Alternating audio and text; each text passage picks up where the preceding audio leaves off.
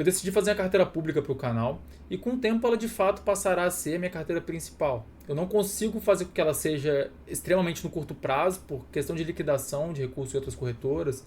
Minha posição em Banco Inter, por exemplo, fica na Avenue, no exterior, então vou trazer isso com o tempo. Mas ela vai modelar bastante a minha forma de investir, que passará a ser uma carteira multimercado. Tanto investimentos em ações, quanto às vezes em câmbio, renda fixa e afins. Por enquanto ela só tem ações e um fundo imobiliário, mas com o tempo eu vou modelando ela bastante com o meu perfil. Mas meu perfil hoje está bastante agressivo quanto a ações. Então ela já transmite 99% da minha forma de investir, pelo menos nesse momento, no curto prazo. E a uma posição da carteira é a Movida. E ela ocupa essa posição porque eu estava em busca de uma empresa que tivesse uma ótima operação, uma ótima margem EBITDA, uma ótima margem EBIT, mas sendo muito prejudicada pelo resultado financeiro, por um alto endividamento, uma alta alavancagem, e que, como eu esperava uma redução na Selic um pouco mais agressiva do que o mercado estava precificando, esse tipo de empresa seria beneficiado. E aqui eu quase coloquei outras subsidiárias da Simpar, porque a Movida é uma das subsidiárias da Simpar, tem o Grupo Vamos, a Movida e a JSL, mas eu acreditava que a Movida, dentre os pares, estaria mais descontada, mas eu realmente fiquei em muita dúvida. Eu quase coloquei a Simpar no lugar da Movida, mas pelo menos no curto e médio prazo, ambas teriam o mesmo resultado prático. Acho que a Simpar está até perfumando um pouco melhor, mas na prática esse era o objetivo de empresa. E aqui na segunda ou terceira posição são bancos, e eles seguem um padrão também, que são bancos bastante descontados. Eu acabo optando por empresas que às vezes eu não vejo tanto downside, eu me protejo nesse sentido, estão pagando bons proventos e que hoje estão com retornos muito baixos de ROI, bastante abaixo da média. E que eu preferiria não perpetuar esses cenários, ao menos principalmente no Bradesco. O Bradesco hoje está sendo negociado perto do valor patrimonial, mas com ROI muito abaixo da média. E que esse valor patrimonial também está abaixo da média, ambos 40%, 50% abaixo da média. Então, eu não perpetuo um ROI no patamar tão baixo para o Bradesco. Para mim, volta a 11%, 12%, 13%, que tem sofrido muito no curto prazo, vai demorar um pouco para reverter essas safras ruins, mas com o tempo deve voltar a um nível de rentabilidade minimamente aceitável. É um banco que acaba captando recurso barato, então a mínima obrigação dele é dar um retorno medíocre. Hoje o retorno está muito baixo. Voltando para o retorno medíocre, o papel vai subir bastante, a rentabilidade vai subir bastante. Mas enquanto o papel está nesse retorno medíocre, ainda assim ele consegue oferecer um provento elevado por estar negociado a múltiplos muito baixos. E da mesma forma, ou até mais, eu digo quanto ao Banrisul, porque ele é um banco que hoje está sendo negociado a metade do seu valor patrimonial, 5 vezes lucro, e que, mesmo com payout de 50%, ele distribui muito provento, exatamente por estar sendo negociado a metade do seu valor patrimonial. Na média, ele consegue apresentar um ROI elevado na história, mas nos últimos 4 anos tem sido um ROI bastante medíocre, bastante reduzido. Talvez nem medíocre, pior do que medíocre, porque medíocre é ROI médio de um banco. E aqui está pior do que a média, provavelmente. E um ROI de 9% significa que a cada R$1 investido, o retorno será de 9%. Quando você paga 0,5 de valor patrimonial, ou seja, está comprando R$1 de patrimônio do banco por 50 centavos, o seu ROI prático deixa de ser 9% e se torna 18%, porque você a cada R$1 você recebe 2 de patrimônio. Então esse ROI seria praticamente o dobro nessa ótica. E esse payout acaba sendo muito elevado por isso também. Não, o payout acaba sendo 50%, mas o dividendo é muito elevado porque você está pagando muito baixo por cada real de patrimônio. Então essa proporção tem que ser feita sempre. Digamos que o Banrisul tivesse sendo negociada 2 vezes o valor patrimonial. O ROI prático para você seria de 4,5%. Esse provento seria praticamente na metade, de forma prática. Então ele acaba tendo um dividend yield elevado por causa dos seus múltiplos muito baixos. Então é um ponto de atenção. E que ele fica numa posição também que eu até acho que pode piorar um pouco. Tem alguns movimentos do banco que eu não tenho gostado muito no curto prazo, como a carteira rural tem crescido muito, no momento que o agro não tem estado muito confortável, e uma forte carteira de pessoa física também. Mas mesmo em certo nível de deterioração, isso já está no preço.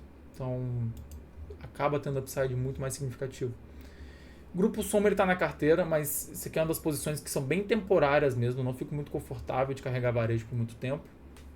Mas a questão é que negociaram todas as empresas de varejo a múltiplos realmente grosseiros. Todas, eu digo, Loja Renner, C&A e Grupo Soma, que é o que eu estava no meu radar. E Grupo Soma chegou a ser negociado a R$5 por ação, a praticamente 0,4 valor patrimonial. Tudo bem que tem bastante intangível no balanço, mas é um banco que o nível de rentabilidade dele não justifica isso. É um banco que ele consegue apresentar lucro, tem uma margem bastante elevada, tem patrimônio, tem segurança, não está alavancado e estava a múltiplos que não se justificava. Estava precificando uma deterioração que não aconteceu. Inclusive eu fiz um vídeo sobre isso. Mas o Grupo Soma entrou na carteira. É uma posição que eu carrego ela desde 5 e pouco. Mas como essa carteira que eu montei tem praticamente 3 dias. Eu acho que tem 3 dias. Então são rentabilidades bastante recentes. Que eu trouxe esse recurso de outro lugar. Estou alocando nela. Mas é uma posição que já carrega mais tempo. É Grupo Soma, Bradesco também. E outras posições são um pouco mais recentes. Unifique, inclusive, a posição que eu montei hoje. E para mim é a top pick do setor de telecomunicação. A empresa realmente está com um balanço que eu considero muito melhor do que as outras empresas regionais. Fiz até um tweet sobre isso hoje. E basicamente no tweet eu falei que do setor de telecomunicação, a Unifique aparenta ser a escolha dentre as empresas de médio porte. Melhor múltiplo, melhor balanço, crescimento de receita e EBITDA em todos os trimestres. Ela está sendo negociada realmente a múltiplo baixo, a 10 vezes preço sobre lucro, um pouco mais do que isso só, e a 1,2 preço-valor patrimonial. Mas o ponto principal é que essa empresa tem crescido de forma extremamente recorrente, tanto a receita quanto a EBITDA, todo trimestre, crescimento. O lucro acaba sendo um pouco mais volátil por questão de resultado financeiro, depreciação e amortização também, impostos. Mas também, se olhar de forma geral, colocar num gráfico, você veria um movimento ascendente bem significativo, de forma bem contínua. Então, a posição que eu vejo como top pick está realmente com múltiplos muito abaixo do restante do setor, não muito abaixo das empresas médias de telecomunicação, mas tem um balanço que para mim eu considero ser muito melhor, então ela justifica estar nessa posição.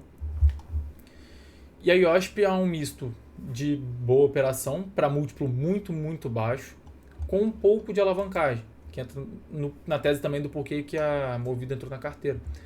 É uma empresa que diria que a alavancagem é bem menor do que a Movida. Sim, o resultado é menor, então a dívida líquida e EBITDA fica bem parecida, mas a dívida é menor, então o resultado financeiro será menor. Então, ela justifica ter o valuation um pouco menor do que a Movida também, porque a operação é um pouco pior do que a Movida. Mas entra nesse misto de uma boa operação para a proporção do preço que eu estou pagando pela IOSP Maxion. A IOSP é a principal empresa de produção de rodas do mundo, tem as maiores marcas como seus clientes, e basicamente é uma empresa sendo negociada a metade do valor patrimonial, mas ela cresce de forma bastante recorrente, sofreu um pouco no curto prazo, principalmente na pandemia. Então, toda a demanda que não teve na pandemia, ela cresceu como... Acho que é uma demanda que realmente não teve na pandemia, mas ela surgiu em 2021, 2022, então deu um crescimento não recorrente nesses anos. Hoje a gente já vê uma normalidade um pouco maior, que a gente veria uma continuidade dos resultados do passado. Mas é uma empresa que sim tem demonstrado um crescimento recorrente, e isso se transmite também no lucro, tirando a pandemia, e no curto prazo tem sido um resultado bastante deteriorado também, mas que é uma empresa que pode sofrer um pouco nesse processo de recessão, principalmente na Europa, que são seus principais clientes, mas por estar num múltiplo muito baixo. É uma empresa que eventualmente volta a ter um ROI um pouco mais considerável. Eu vejo que ela tem um piso de preço, não tendo muito espaço para cair, mas tendo um espaço muito mais significativo para subir. Uma posição também que eu entro com muita cautela, por isso que ela está aqui no final. E se dependesse de mim, ela seria a última posição. Ela não é, porque eu montei a posição inicial em Moura do B, que eu pretendo aumentar ainda. Moura do B, para mim, é a construtora com a melhor relação de risco-retorno do setor de construção civil. Hoje, ela apresenta, eu acho que um dos melhores VSOs do setor, que é venda sobre oferta. Tem vendido muito rápido tudo que ela lança, com alta margem, rentabilidade. Ela é diversificada quanto à incorporação e administração de condomínios. Ali, não é administração de condomínio no condomínio pronto, ela constrói, ela gera a construção de um condomínio e ela não precisa desembolsar caixa naquela obra. Ela simplesmente gera o recurso de terceiro e recebe uma margem por isso, e recebe margens em serviços agregados a isso também. Então a Moura do B hoje ela apresenta uma boa rentabilidade, boa margem, um risco bastante reduzido para o retorno que ela tem apresentado, está abaixo do valor patrimonial, então ela deve subir um pouco aqui na carteira, mas eu montei a posição inicial que ainda já aumenta essa posição, ela vai tomar uma posição mais significativa. E quanto a fundo imobiliário, hoje eu só tenho uma posição em fundo imobiliário. Eu não costumo investir em fundos imobiliários e fica de alerta também que nenhum fundo grande investe em fundo imobiliário. Investidores grandes não investem em fundo imobiliário. Fundo imobiliário tende a, no longo prazo, não apresentar um resultado tão bom quanto ações. Fundo imobiliário eu não descarto ele como uma posição que seria bem vista numa carteira previdenciária, mas para mim não vejo muito sentido, na maior parte do tempo, pagar às vezes ganho de capital de 15%, enquanto eu consigo isenção em venda de até 20 mil em ações, então isso acaba me afastando um pouco. E o retorno eu prefiro muitas vezes de ações. Eu consigo encontrar oportunidades de ações descontadas com muito mais frequência do que fundos descontados.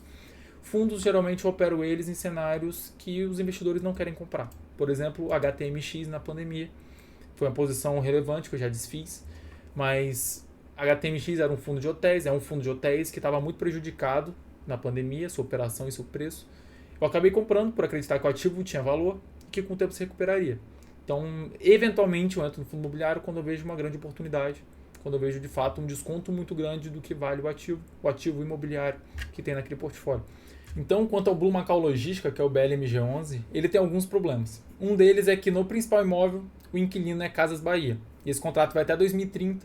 E existe uma grandíssima dúvida no mercado se a Casas Bahia conseguirá honrar com esse contrato. Acredita-se que não. A Casas Bahia tem necessidade de capital, em diversos momentos, follow-on, tem destruído o patrimônio, tem demonstrado um caminho à insolvência e pode acabar pedindo recuperação judicial nos próximos anos. Eu acho que não será no curtíssimo prazo, mas pode acabar acontecendo. E o problema, a partir disso, é que essa receita da Casas Bahia é muito importante para o BLMG, porque esse é um fundo muito alavancado. O BLMG tem uma dívida que eu considero até barata, é IPCA mais 6%, mas é uma dívida de 60% dos ativos. Ele tem 1 bi em patrimônio, 1 bi em imóvel, mas tem uma dívida de 600 mil, tendo um patrimônio líquido de 300 e poucos milhões, mais ou menos.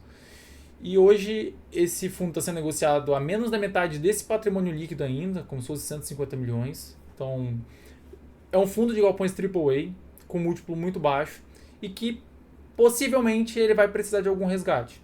Hoje o fundo tenta emitir cotas a uma vez o valor patrimonial, ainda não tem uma necessidade de recurso imediata muito grande, mas o fundo tem reduzido os proventos para tentar diminuir a alavancagem, tem tentado emitir essa cota a valor patrimonial, mas as pessoas não querem pagar, dificilmente acha investidor para isso.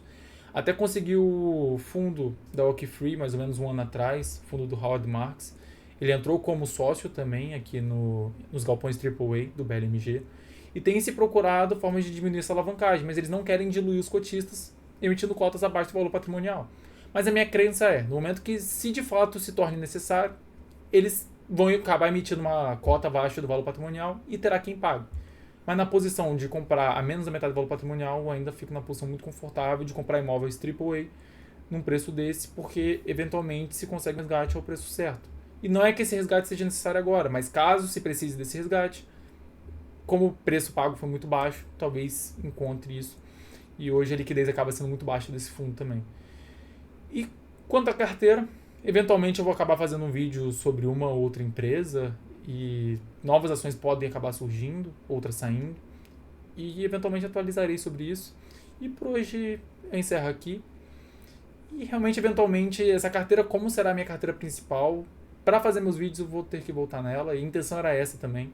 Vou montando uma carteira que vai ter um pouco de renda fixa depois, tudo mais, e aqui vai se tornar uma ferramenta mesmo de apresentação. E por hoje vou nessa. Até breve. Obrigado pela atenção.